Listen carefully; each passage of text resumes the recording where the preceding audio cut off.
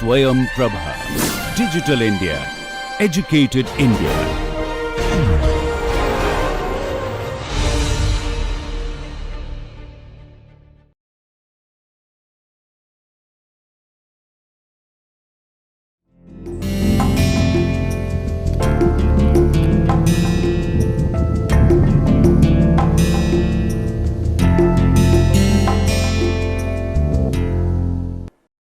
Hello and welcome friends. This is the second lecture on political parties and party system in India, and in this lecture today we will discuss the relationship between party system and democracy, and before doing that we will also look at the approaches to study political parties and party system and different kinds of political parties before we go on to discuss the relationship between political parties and democracy. To understand the role of political parties in a democracy or the contribution of party system in holding the political parties accountable or conditioning their functioning is also very crucial to understand the way democracy operates and functions in modern society. Political parties in that sense are necessary for running a democratic government as it enables people's participation in a democracy. So, for ensuring political participation and effective functioning of a democratic government, political parties are absolutely necessary. So, political parties in a way provide the citizens a platform to raise their demands, to hold the government in power accountable, to influence the policy decisions of the government and so on. Political parties in that sense plays a very crucial role in ensuring the political or the people's participation, and at the same time it gives a space for opposition to voice their demands and criticisms, to carry a multi-ethnic, plural, diverse democracy forward. So, in modern societies or in modern democracy, especially those which are very diverse and plural societies, there cannot be one opinion or there cannot be one point of view. Political parties and party system in that sense ensures that all the voices, all the opinions are respected, heard and have their say in the policy formulation of the government. So, political parties in that sense first ensures the participation of the people and also at the same time give a space for the opposition parties or many groups which are excluded from the governing process. In that sense, party brings together peoples from different communities, cutting across the race, religion, caste, creed, and in that sense it becomes a kind of unifying force in the society. And by uniting them, by bringing them together, party also express opinions that matters for running a democratic government. So, the way party operates or influence policy decisions of the government is by bringing together different communities which are diverse, which are differentiated on the basis of their race, language, religion, caste and creed. In a party platform they together express opinions and that opinion matters in running a democratic government. So, political parties make representatives or politicians responsible and accountable for every speech, actions according to the ethos and values of democracy. So, in a democratic country or in a free society, political parties also ensures those who are in the government or those who are exercising power, they should not abuse the power. They should hold accountable to the promises they make or the speeches they deliver. So, political parties in a democracy hold the politicians or the representatives of the people accountable. In that sense, they remind them, they constantly represent or scrutinize the speeches, the promises that a representative or a politician make to the public. So, Geo-Vanessarteri describes political party as the central intermediate structure between society and government. And a political party is basically an interactive unit in a party system. So, in a party system there are existence of different political parties, and the way they interact, the nature and characteristic of such interaction shapes the party system. In the previous lecture we have discussed in some details the nature of political parties, the role of political parties, and also different types of party systems and how both of them are in a way interlinked. And then we have discussed some of the contents or the course outline, objective of the course, before we discuss some of the criticism or skepticism about political parties. So, this is a kind of continuation from that previous lecture. Today we will focus more on the types of political parties, their different approaches or models to study political parties, and finally we will discuss the linkages between democracy and political parties. So, to carry on from what we have discussed about the political parties being essential part of modern democracy, in a sense they hold the people's representatives and the politicians accountable, we can focus on the statement made by James Bryce, who emphasized that parties are inevitable and no free country can exist without them. So, for James Bryce, modern democracies requires parties to function effectively. He also argued that party brought order out of chaos to a multitude of voters. Now, this role of political party is something which we need to understand, that it brought order out of chaos to a multitude of voters. Now, suppose or think of modern democracy without political parties. What would be the electoral scenario and the outcome of that system? Now, all the independent representatives of the people voted by the electorates will have divergent different opinion and understanding of what matters to the people.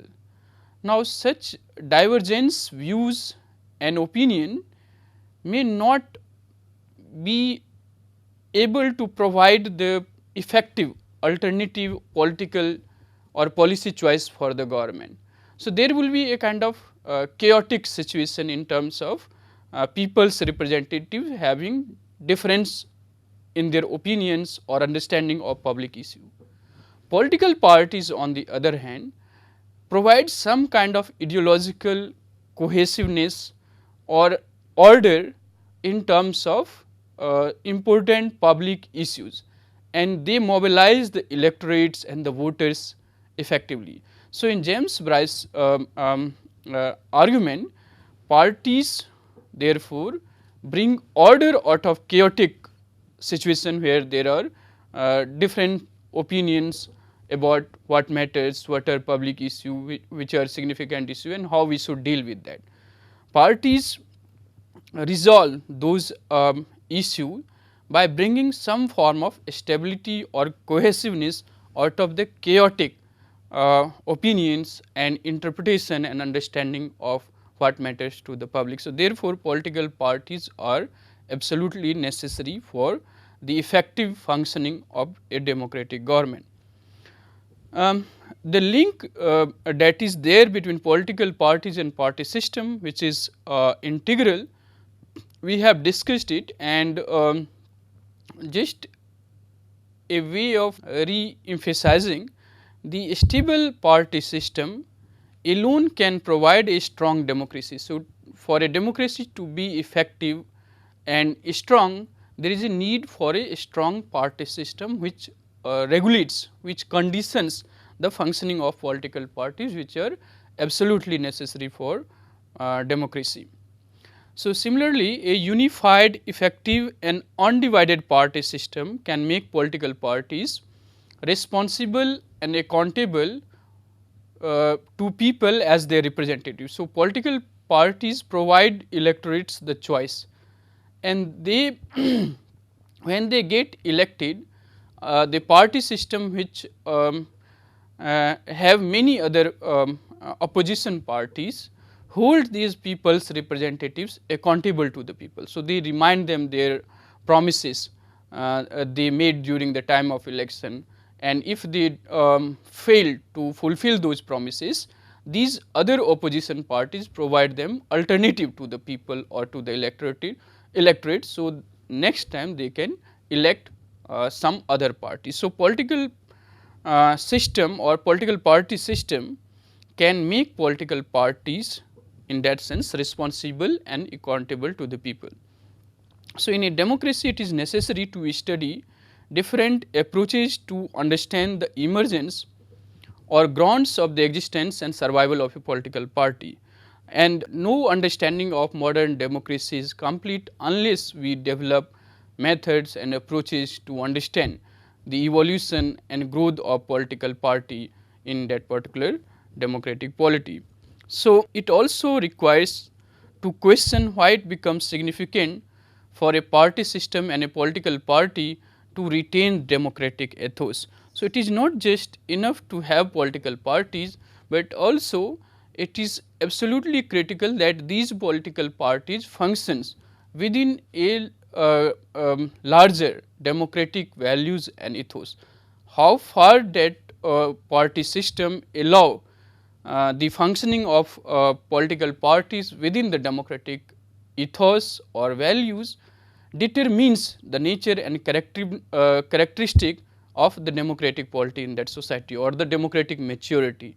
So, we must therefore not just develop approaches and models to understand parties and their evolution, but also we must question why it is absolutely necessary for all the political parties competing for power to function and operates within the democratic ethos. So, therefore, in many debates about political parties, we often hear scholars arguing that it is not just enough that inter-party relationship is guided by democratic ethos, but parties must also internalize inner democracy. That means, the party positions are decided on the within or among the members of a particular political party. So, it is absolutely critical to raise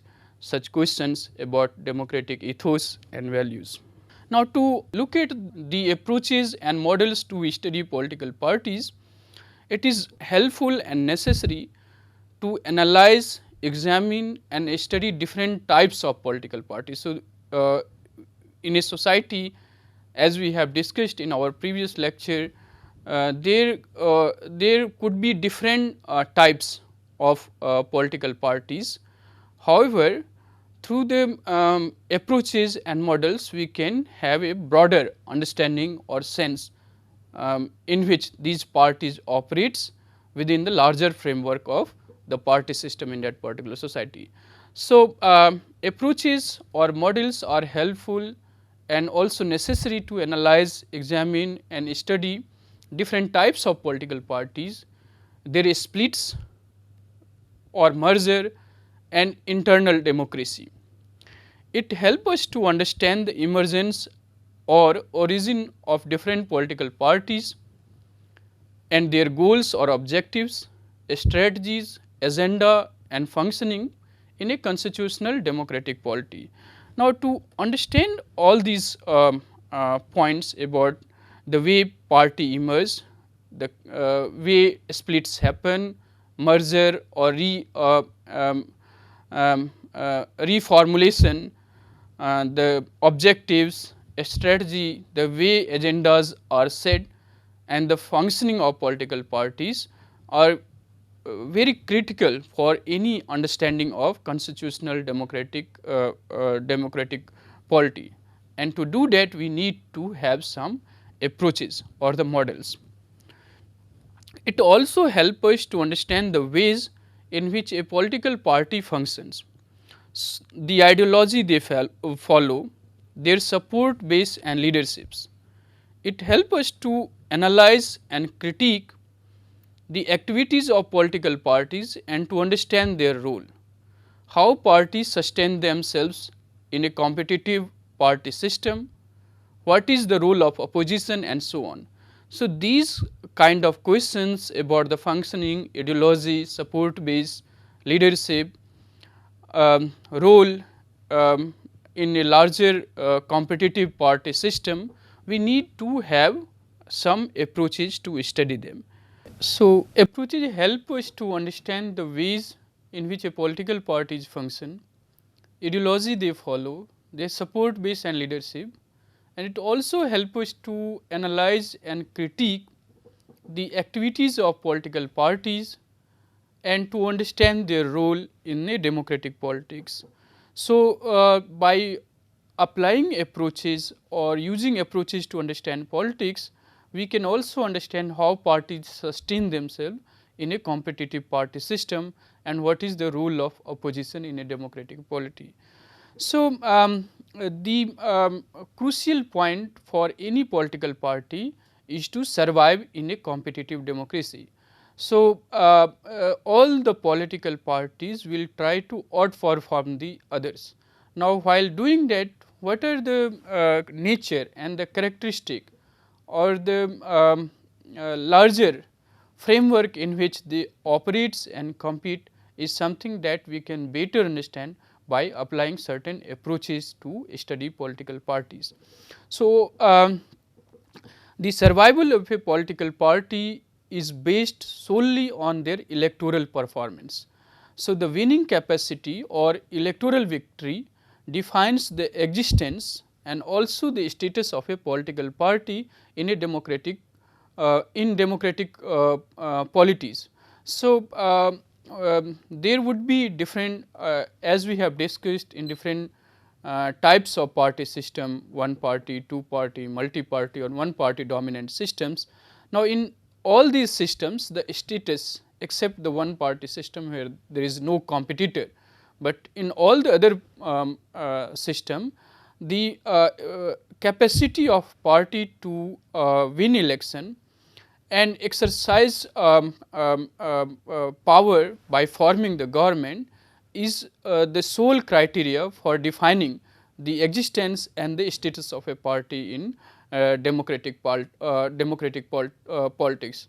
So, as we proceed in this course, we will discuss different kinds of political parties in India and the way they exercise power or compete for the power with the other parties and their larger status vis-a-vis other parties in the political party system in India.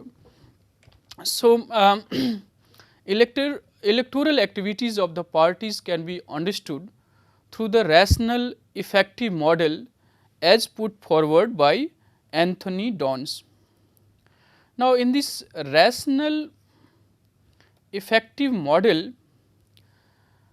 deals with deals specifically with the party's electoral activities in comparison to other political parties in a competitive party system. So, basically in this model of analyzing or studying political parties in a democracy, Anthony Dons argues about how parties participate in the electoral activities in comparison to the other political parties.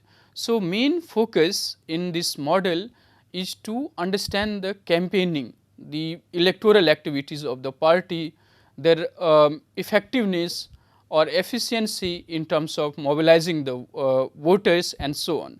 So, this rational effective model as put forward by Anthony Dons deals specifically with the party's electoral activities in comparison to the other political parties.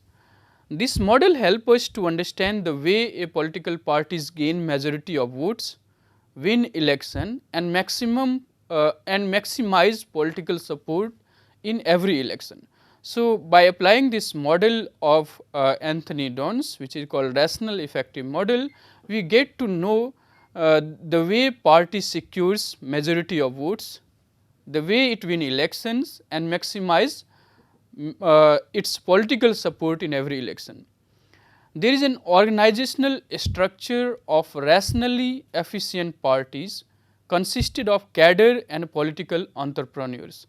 So, this rational efficient model emphasizes particularly on the winning of election, and here winning is regarded more important than any other responsibilities of the political parties. So, in the first lecture we have discussed that besides capturing power or competing with other parties to capture power and exercise by forming the government, political parties also help in democratization and modernization of the society. Whereas, in this model what is given more importance is parties' ability and effectiveness to compete with other political parties in winning election. So, this model provides us an approach to look at political parties on the basis of how disparate they are for winning election. So, that is the sole criteria to judge a party by understanding, by analyzing the way they compete with other political parties for winning election. And here to understand a political parties, the sole focus is on its effectiveness or efficiency in terms of campaigning or electoral campaigning to win election. The another approach to study political parties and party system is responsible parties model, and for a very long time and it continues to be so that political parties is not just about winning and losing election, but it is also something which contribute in the larger democratic or modernization process in the society. It basically emphasizes on the effective on how effective a political party is and what are its functions, goals and objectives. One can think of it as a conventional model which continues to have relevance in terms of understanding the party system and political parties in modern democracy. Martin van Buren spoke about this model of party system to create awareness about the effective role parties play and how important their services are to the people. So, this responsible parties model argues about a party system or and its role in the service or in the democratic politics. This model of studying party by looking at their responsibility in the larger process of democratization or modernization becomes very popular in mid 20th century and was regarded as the responsible party school.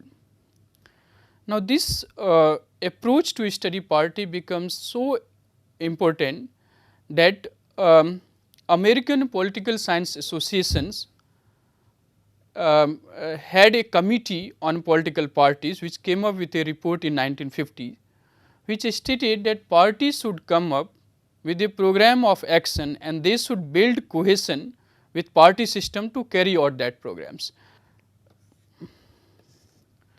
Approach to study parties give us a sense of the responsibilities of political parties and their role in the larger democratic politics in the society. So, as we have discussed that political party is a modern phenomena, and gradually as franchise has been expanded to disenfranchised groups, to the excluded groups, the nature and the characteristic of political parties and party system has also changed. And throughout you have in political science discourse a kind of approach where political parties are taken as something more than just winning or losing the election, and their role therefore, as this report by American Political Science Association's Committee on Political Parties suggests, is seen in this larger framework of democratization and modernization in society, where they expect that parties should always come up with a program of action. So, all the political parties in different formats will come up with their promises, which their articulation on political issue, and that provides some kind of cohesion and also differentiate that political party with other parties in the same party system. So, in modern democracy, as we see that all the parties come up with the manifesto. The manifesto is nothing but a program of action or the promises of different political parties to the electorates. Now, these manifesto give a kind of cohesive outlook of different political parties about certain political issues that according to them matters to the larger electorates. Now, this since 1950s you have a kind of expectation from the political parties which signifies their increasing role and responsibility in a democratic process. So, this model study the internal democracy or party cohesion within the party system based on a specific set of ideas which enables voters to make choices. So, this responsible parties model focus on the way party operates, the internal democracy that exists or do not exist in the party, the cohesiveness in terms of certain ideas, certain beliefs that enables a party to provide an effective choice or alternatives during the time of election. So, responsible parties model focus on the responsibilities or the promises and programs of the parties and their inner working style. Now, if you look at different types of political parties, there you will find in democratic polity the combination of one or more than one types of political parties which we are going to discuss, but broadly speaking you can differentiate 7 types of political parties, and these are cadre based parties, mass parties, representative parties, integrative parties, constitutional parties, left and right wing parties driven by the ideology, and then the revolutionary parties. So, these are for the purpose of understanding the larger nature or types of political parties, but in actual existing modern democracy you may find political parties combining the specificities or the characteristic of more than one of these types of parties. Now, to discuss very briefly each one of these types of political parties, cadre based political parties are most effective, disciplined and ideological driven parties. So, among all the parties, cadre based parties as the name suggests are the most effective, disciplined and ideologically driven parties, and its members are trained and committed to the doctrinal discipline of the party. For example, the Communist Party of Soviet Union, Nazi Party in Germany, Fascist Party in Italy were cadre parties because they had a very committed and highly professionally trained parties member who were committed to the ideology and programs of these parties. In contemporary times, Chinese Communist Party is a good example of cadre based party. However, in India, certainly at state level you may find some political parties run through their cadres, their committed cadres as well. In comparison to cadre based mass parties emphasized on broadening party membership and wide electoral base for winning election and retaining power. So, most of the political parties in modern democracy focus more on broadening their membership and also the electoral base of the party for winning the election. Now, in doing that they will try to catch or appeal to all sections of the people by often making certain compromises on their ideology and the programs. So, they are characterized by a degree of openness and fluidity in their organization, membership and ideology. German Social Democratic Party and UK's Labour Party are examples of mass party. Many political parties in India can also be regarded as mass party in terms of their membership, organization or ideology, which remains a bit open and fluid, unlike cadre based party where there is kind of a strict discipline. Representative parties on the other hand focus on securing maximum votes, thus they rather reflect than shape public opinion. So, representative parties are those parties which tries to reflect the public opinions, their demands and aspirations rather than shaping their opinion or their demands and agenda. Now, these parties favor pragmatism over principle and calculated strategy over popular mobilization. So, representative parties will try to secure the maximum votes not by shaping public opinion or influencing their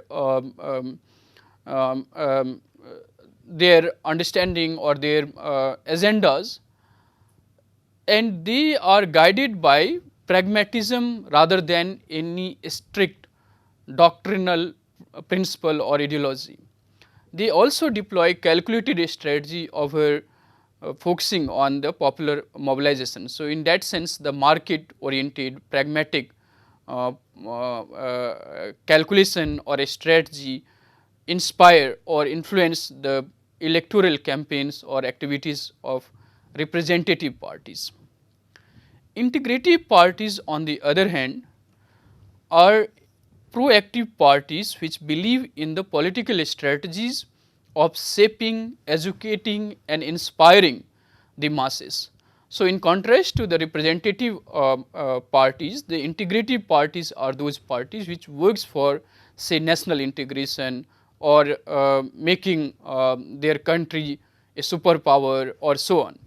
Now, in doing that these party constantly or proactively tries to shape, educate and inspire the masses rather than merely reflecting their voices or their opinion. So, these parties are more interested in mobilizing and educating the people politically. So, often you will find that integrative parties are more towards mobilizing the masses, educating them or shaping their opinions towards a particular kind of ideology or particular kind of understanding or the vision of their countries and so on. Now, if we look at the constitutional parties which acknowledges the rights and freedoms of citizens guaranteed by the constitution. Now, these constitutional parties respect the laws or the constitution and make a distinction between party and state while competing with other parties for capturing the state power. So, the constitutional parties in that sense operates within a set framework or rules and restraints while competing for the power. So,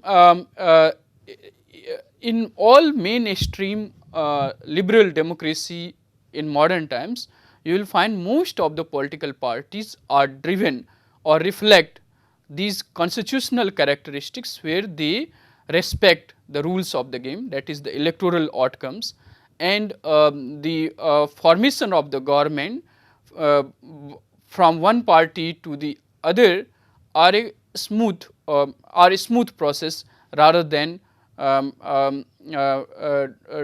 guided by manipulation, rigging of elections and so on.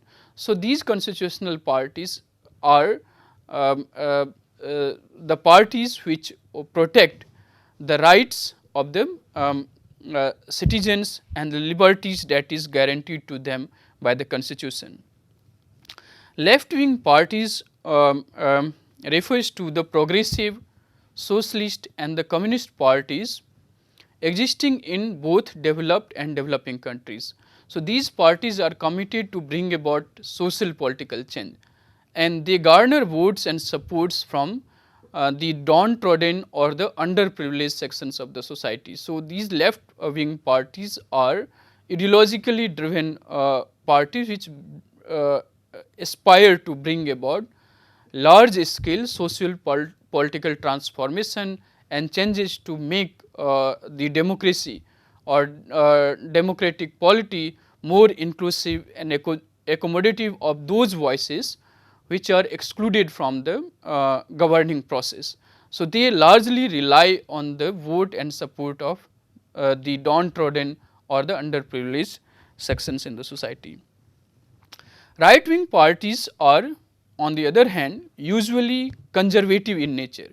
So, unlike left wing parties which tries to bring about radical transformations in socio-political status, these parties, right wing parties are usually conservative in nature, and they are also labelled as fascist parties. These are parties not considered appropriate for the proliferation of a stable, diverse and plural democracy. They are parties which believe in maintaining a status quo. So, they do not want to bring radical transformation in the social political structure of the society, rather than they want to maintain the status quo. And the main support for this kind of party comes from the business and the middle class in a polity. Now, this distinction though between left and right is something which is highly problematic, and you will find different political system provides or presents different kind of these left or the right wing political parties. And certainly many sociologists like Anthony Giddens and others have argued that with the growth of new issues or these issues becoming the prominent in the political discourse, the ideological division between left and right do not really matter as it used to matter in say first or the second half of even early second half of the 20th century. So, the issues like environment, animal rights or feminism is changing this polarized sense of left and right wing parties in most of the modern democracies. Revolutionary parties are a kind of outlier here, where they do not really want just to capture the power and exercise it democratically, but they are also regarded as anti-systemic or anti-constitutional constitution parties which works towards seizing power, which is not just the objective or the ultimate aim of these parties, but merely a means to overthrow the existing structure of government and constitution. So, ultra and extremists of the left and right wing parties are the example of revolutionary parties which want to bring about rupture, the radical changes and transformation in the existing structure of government and the constitution. So, there are the existence of revolutionary parties as well. Now, if we look at the relationship between political parties and democracy, we find that political parties are necessary link between government, state and the people, and this point we have been discussing throughout the first lecture and also in today's lecture. These parties are the political representative of the people. These modern democracies are incomplete or inconceivable without political parties and party system. They are inevitable for the sustenance of a mature, healthy democracy. So, after winning election, a majority party forms and controls the government. It is important to have political parties to prevent the state from autocratic and arbitrary use of coercive power. So, in modern times, state monopolizes over coercive dimension or monopolizes the legitimate means of violence. Now, with the existence of political parties, there is the possibility of holding the state accountable and prevent it from abusing that monopoly of legitimate violence or the coercive nature of its apparatus. So, political parties therefore are the voice of common people and a collective responsibility of both the party in power and opposition is needed to run a stable and constitutional form of government. So, state monopolizes violence, but to ensure that state is accountable and do not abuse its power and its coercive apparatus, there is a need of party, both those who are in the power and those who are in the opposition, to ensure the stability and the constitutional nature of the government. As democracy focuses on popular will, freedom and rights of the citizen, political parties are required to strengthen it. They ensure that party in power are accountable both to the people and the constitution. So, the famous statement by Lord Acton that power intoxicates and absolute power corrupts and absolute power corrupts absolutely. Similarly, party when acquire power by forming the government, to hold them accountable and prevent them from misappropriating or misusing the public resources or the state power, there is a need for other parties. So, the existence of a strong opposition or opposition parties are absolutely necessary for holding the party in power accountable to both people of the country and also to its constitution. They ensure that rights, liberties and property of the citizens are respected and duly protected by the state and the party which forms the government. Broadly speaking, there are popular and wide agreement about the decline of political party across the democracy, and these are a common approach to downsize the role of political parties in modern democracy. So, in many scholarship and theorization, you will find scholars arguing about the decline of political parties or their ineffectiveness in a sense that people have less and less trust on political parties.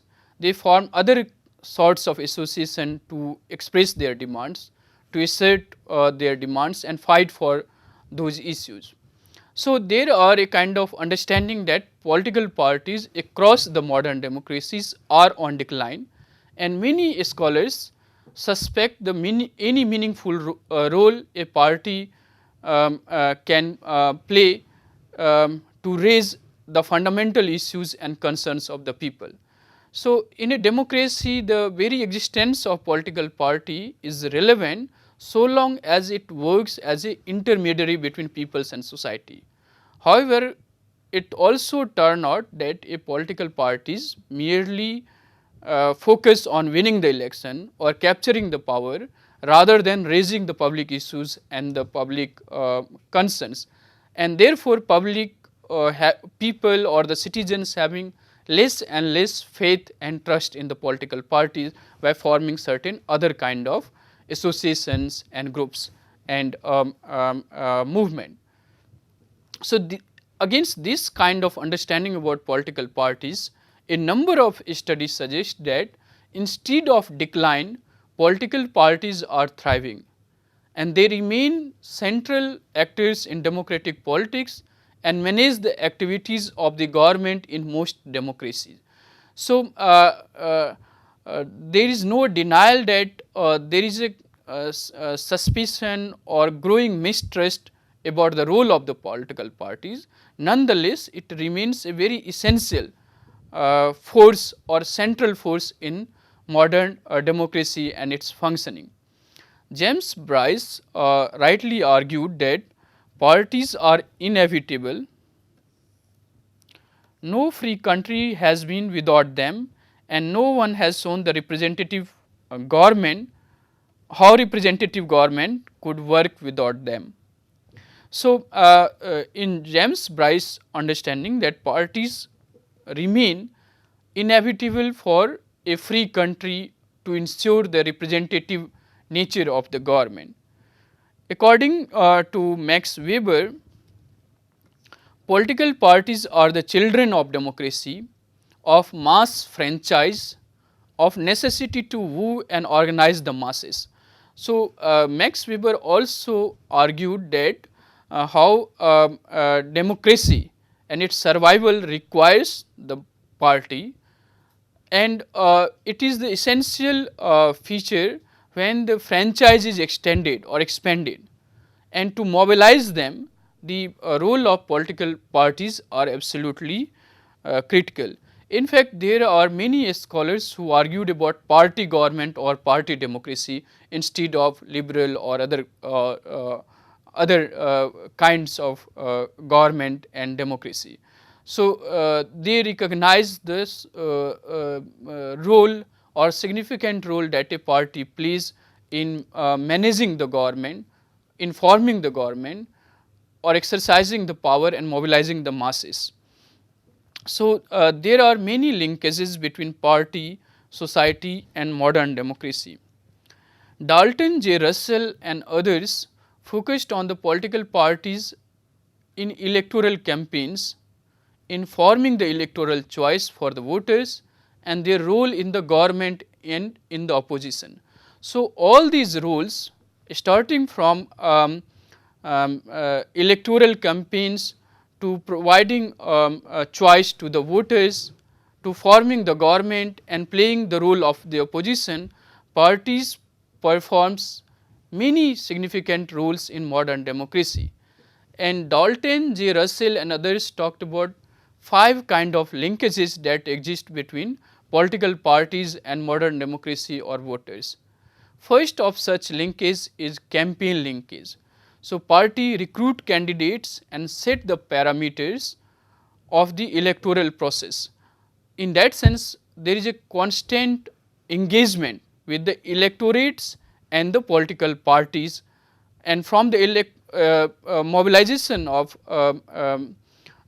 their support base, all the political parties tries to have maximum support from the electorates. The next is the participatory linkage, where party activates citizens during elections and mobilize them to vote.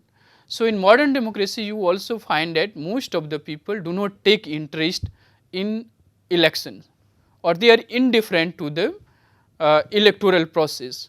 These parties also ensures that the voters or the electorates are sufficiently mobilized around their issues or their programs, and they are brought to the polling booth or come to participate and interest in the voting process. So, political parties in that sense also ensures the participation and greater participation of the electorates or the citizens in the electoral process. The next is the ideological linkages between parties and the electorates. In that, parties provide voters with policy choices, and on the basis of these policy choices, voters make their opinion about voting a particular party and not voting the other parties and so on. So, there exists a kind of ideological linkages between political parties and the voters. The next is the representative linkages, where parties represent citizens' policy preferences in the parliament and the government. So, any party which forms the government and parties which represent in the parliament constantly tries to represent the voice, demands and the aspirations of the people, and in that they influence the policies of the government as well. So, there exists a kind of representative linkages between political parties and the electorates. Then finally, which comes from the representative linkage is policy linkage. So, parties often formulate policy on the basis of promises made during the election. So, the electoral manifesto of all the political parties are guiding documents when that particular party forms the government, and these promises helps them to formulate policy which caters to the needs or welfare of or the welfare of the voters or the citizens in a particular polity. So, these 5 linkages ensures there is a constant negotiation and engagement between voters and the political parties, and it ensures the stability, greater participation and more engagement with the democratization process or the electoral process in the country. So, thereby one can very well understand the connection that exists between political parties and the democracy. So, in other words, political parties constantly reinvent and adapt to the socio-political circumstances and thus retain their preeminent role in the democratic processes. So, there may be times when non-party political formation may dominate the political discourse in a country.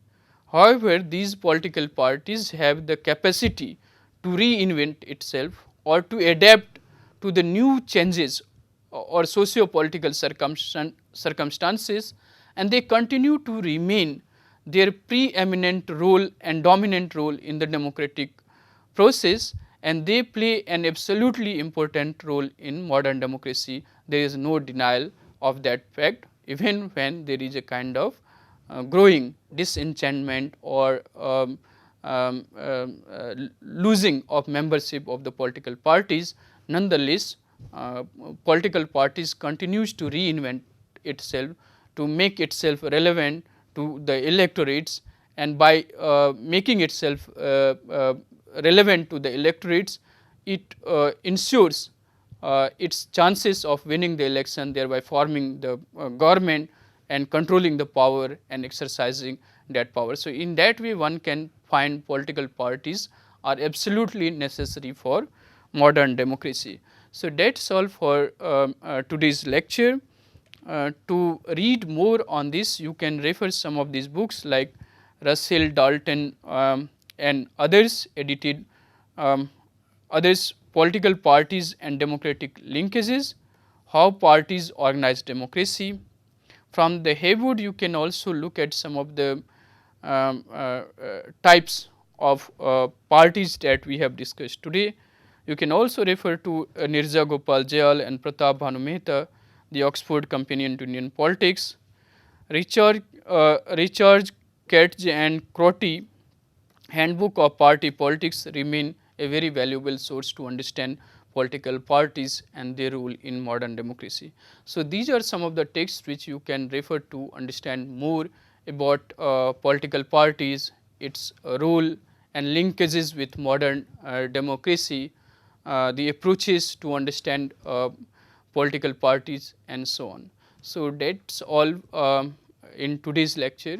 Thanks for listening. Thank you all.